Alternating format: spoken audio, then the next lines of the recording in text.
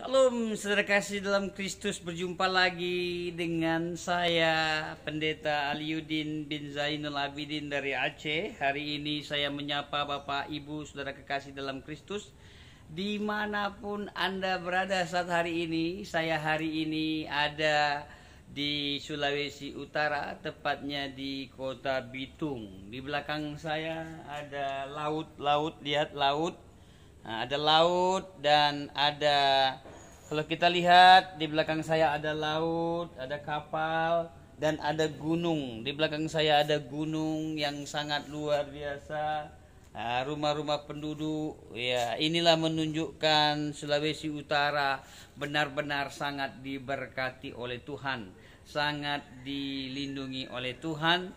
Ini daerah yang subur. Sebelah kanan saya ada hutan-hutan, sebelah kiri saya ada kebun-kebun. Sangat luar biasa. Ini menunjukkan wilayah Sulawesi Utara sangat-sangat diberkati oleh Tuhan. Dari hasil bumi, pohon kelapa yang sangat banyak sebelah kanan saya, dan sebelah kiri saya ada pohon pisang dan banyak pohon-pohon yang lain. Di belakang saya ada laut, penghasilan nelayan-nelayan dari laut sangat luar biasa. Ini menunjukkan benar-benar wilayah ini sangat-sangat diberkati oleh Tuhan. Penduduk-penduduk, lihat di belakang saya ada rumah-rumah penduduk yang begitu banyak, begitu luar biasa, dengan beragam macam suku-suku di belakang saya. Hari ini saya berdiri di ketinggian, saya di bawah kaki gunung. Saya hari ini menyapa Bapak Ibu saudara kekasih dalam Kristus dimanapun Anda berada, saat apapun, situasi apapun, keadaan apapun. Hari ini masalah, persoalan juga saya alami, saya hadapi. Tetapi tantangan, masalah, persoalan apapun tidak mengurangi rasa damai, rasa sukacita saya bersama-sama dengan Tuhan. Amin, saudara kekasih dalam Kristus. Hari ini saya akan membawakan renungan firman Tuhan kepada Bapak Ibu yang kekasih di dalam Efesus pasal yang kedua, ayatnya yang ke-15. Sebab dengan matinya sebagai manusia, ia telah membatalkan hukum Taurat dengan segala perintah dan ketentuannya, untuk menciptakan keduanya menjadi satu manusia baru di dalam dirinya, dan dengan itu mengadakan damai sejahtera, dan untuk memperdamaikan keduanya di dalam satu tubuh dengan Allah oleh salib, dengan melenyapkan perseteruan pada salib itu. Luar biasa, kematian Kristus, hadirnya Kristus itu membawa dampak damai yang sangat luar biasa, menjadikan dampak betul-betul dalam kehidupan kita. Berbeda dengan kematian orang sekeliling kita. Mungkin yang mati itu kakek nenek kita, orang tua kita, saudara kita, orang yang kita kasih, mungkin anak kita, mungkin siapapun itu. Orang yang sudah mati tidak menjadi dampak apapun. Mereka dikuburkan, mereka terurai, mereka tinggal tulang belulang, tidak dapat menjadi dampak apapun. Tetapi luar biasa, Yesus itu dia mati di kayu salib. Bayangkan waktu dia disalib, tirai bait Allah terbelah menjadi dua. Gunung batu terbelah. Orang mati, orang-orang soleh pada zaman waktu itu bangkit hidup kembali, memberitakan Injil di kota kudus, yaitu di kota Yerusalem. Itu menunjukkan begitu hebat, luar biasa dampaknya kematian Kristus itu di dalam kehidupan semua orang tanpa terkecuali. Yang sangat luar biasa lagi, dia memperdamaikan kita yang berseteru. Kita tidak layak berhadapan dengan Tuhan. Tidak pantas kita berhadapan Tuhan, karena kita manusia berdosa dan condong jatuh dalam dosa. Tapi dalam Injil Yohanes pasal yang ketiga ayat 16 mengatakan, karena begitu besar kasih Allah, hingga dia karuniakan anaknya yang tunggal, barang siapa percaya kepadanya tidak binasa, melainkan beroleh hidup yang kekal. Berbahagialah kita yang percaya, yang mengimani Kristus Yesus dalam kehidupan kita. Amin, saudara kasih dalam Kristus. Ayat tadi mengatakan untuk memperdamaikan keduanya di dalam satu tubuh dengan Allah oleh salib, dengan melenyapkan perseteruan pada salib itu. Luar biasa. Dan ayat yang pertama tadi dikatakan dengan matinya sebagai manusia, ia telah membatalkan hukum Taurat dan segala perintah dan ketentuannya untuk menciptakan keduanya menjadi satu. Bayangkan saudara kekasih dalam Kristus, kita menjadi satu bersama dengan Kristus. Kita menyatu di dalam keduanya, kita manusia. Luar biasa. Dan kita mempercayai, kita mengimani Yesus dalam hidup kita. Dan dia memberi damai, dia memberi sukacita. Makanya setiap orang-orang yang percaya, yang mempercayai, yang mengalami, yang merasakan Tuhan itu, dia memperoleh damai, sukacita yang tiada taranya, yang sangat luar biasa. Berbeda sukacita yang diberikan oleh manusia, sangat sementara, hanya sementara. Tetapi damai yang diberikan oleh Tuhan, sekalipun ada masalah, sekalipun ada persoalan, sekalipun ada tantangan, rintangan, apapun dalam hidup kita, tidak mengurangi rasa damai, rasa sukacita dalam hidup kita. Amin, saudara kasih dalam Kristus. Inilah dampak Kristus yang sangat luar biasa, membawa damai sukacita dalam hidup kita. Tidak sampai di situ. Kematian Kristus Yesus itu dalam hidup kita, dia membuka jalan dalam hidup kita. Bayangkan, dia buka jalan dalam hidup kita. Dia yang membuka jalan.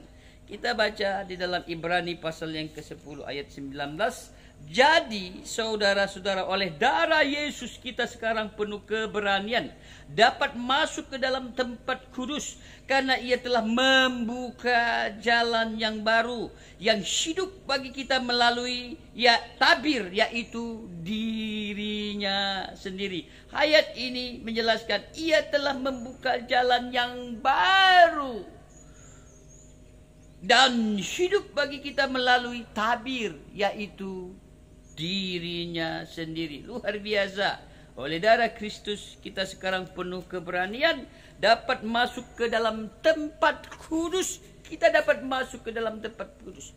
Kita penuh keberanian. Yang dulunya sangat susah, sangat sulit orang berkomunikasi dengan Tuhan. Dulu Tuhan berbicara kepada nabi-nabi, "Hai Musa, hai Abraham, hai Nuh." Begitu sulitnya, begitu susahnya orang berkomunikasi dengan Tuhan. Tuhan pakai perantara nabi-nabi. Di zaman raja-raja pada waktu itu, saudara kekasih dalam Kristus, Tuhan berbicara, Tuhan memakai pada imam besar, orang-orang yang dikhususkan. Dan kalau imam itu berdosa, imam itu mati.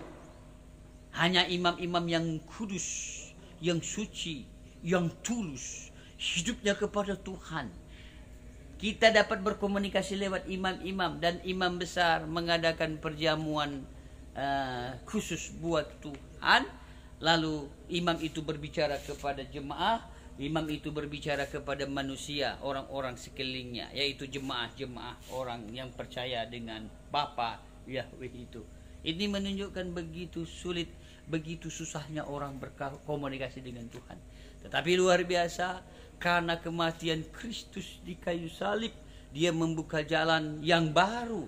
Bayangkan, luar biasa, tirai bait Allah terbelah menjadi dua. Gunung batu terbelah.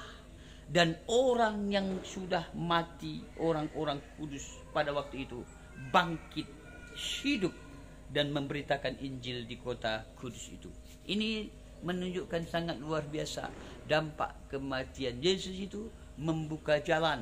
Dengan mudah kita berkomunikasi dengan Tuhan karena iman percaya kita kepada Tuhan, sehingga kita dapat dengan mudah berkomunikasi dengan Tuhan. Dengan kata lain, dia buka jalan yang baru dalam hidup kita. Ayat lain mengatakan, "Akulah jalan, kebenaran, dan hidup.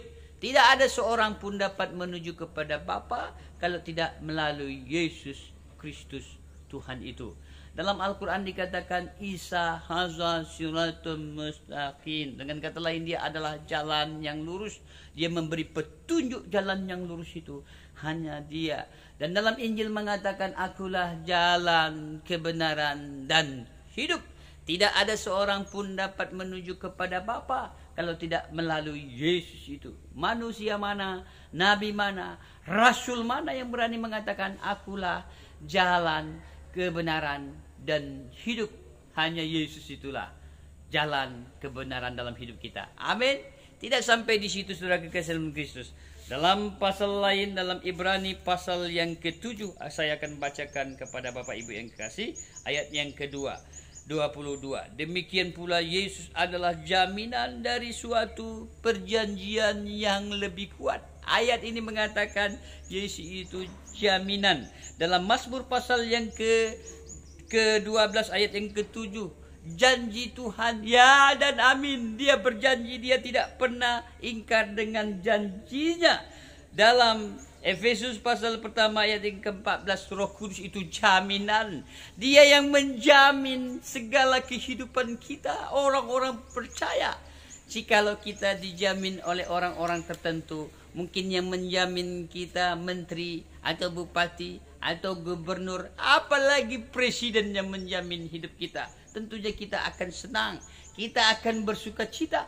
Tetapi ayat tadi mengatakan Yesus Kristus adalah jaminan dalam hidup kita. Dia yang menjamin. Ayat lain mengatakan, jikalau Allah di pihak kita, atas dasar apa kita takut? Atas dasar apa kita cemas? Allah jaminan dalam hidup kita. Dia yang menjamin. Dia di pihak kita. Dia ada nyata dalam hidup kita. Atas dasar apa kita takut? Atas dasar apa kita khawatir?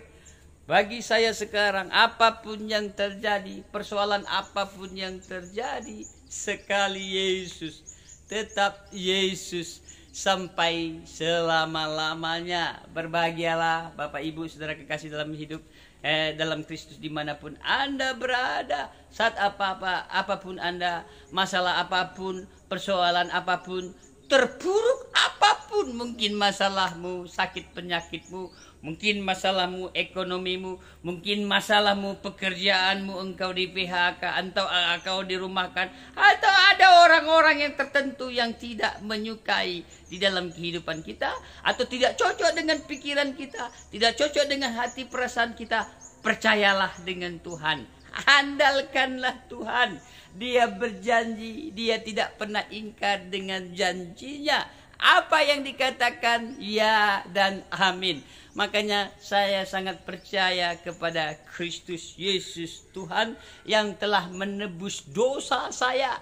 Dulu saya manusia yang berdosa, condong jatuh dalam dosa, tetapi karena kematian Kristus itu memperdamaikan diri saya kepada Tuhan, dan dia buka jalan yang baru. Saya dapat berkomunikasi langsung dengan Tuhan karena dialah jalan kita menuju kepada Bapa di surga, dan dialah jaminan dalam hidup kita, dan kita imani, kita percayai.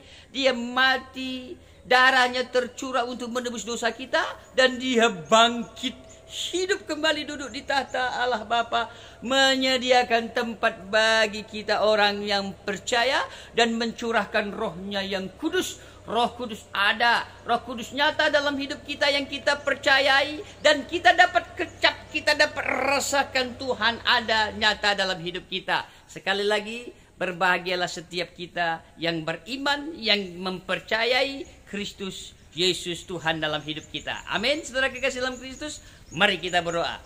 Bapa di surga, dalam nama Yesus, kami mengucap syukur pada saat hari ini. Kami telah mendengarkan firman-Mu. Engkau menjadi satu dalam hidup kami.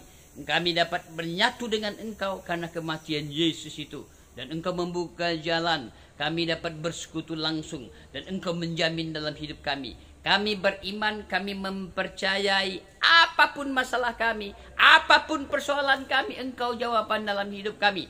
Diberkati semua kami yang mendengarkan firman-Mu saat hari ini. Yang susah kau hibur, yang putus asa kau buka jalan, yang gundah gulana engkaulah jawaban dalam hidup kami. Engkaulah penjamin kami, engkaulah segala-galanya dalam hidup kami. Jikalau ada yang sakit hari ini, engkau sembuhkan. Tidak ada yang mustahil bagi engkau ya Bapa. 2000 tahun yang lalu engkau melakukan banyak mujizat. Mujizatmu masih ada sampai saat hari ini. Turun belas kasihanmu kepada yang sakit engkau sembuhkan. Kuasamu masih ada. Mujizatmu masih ada. Yang susah kau hibur. Yang putus asa kau buka jalan. Yang gundah gulana engkau jawaban dalam hidup kami. Terpujilah engkau ya Bapa. Di dalam nama anakmu Yesus Kristus kami berdoa dan mengucap syukur. Haleluya. Amin. Terima kasih saudara kekasih dalam Kristus dimanapun Anda berada. Saya menyapa Bapak Ibu yang kasih. Tetap sukses selalu. Damai Kristus menyertai kehidupan kita. Mulai saat hari ini sampai selama-lamanya. Amin. Tuhan Yesus memberkati. Haleluya.